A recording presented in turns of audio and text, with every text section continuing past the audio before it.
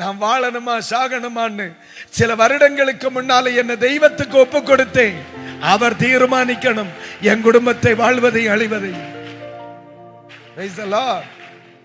என் ஜீவியத்தை நான் ஆண்டவருக்கு கொடுத்தேம்மா, என் வாழ்க்கையை நான் ஆண்டவருக்கு கொடுத்தேன். 2 வருஷத்துக்கு முன்ன கொடுத்தேன், இப்ப அவர் கையில தான் இருக்கேன். 10 வருஷத்துக்கு முன்னால என் குடும்பத்தை அவர் கையில கொடுத்தேன், இன்னைக்கு என் குடும்பம் அவர் கையில தான் இருக்கு.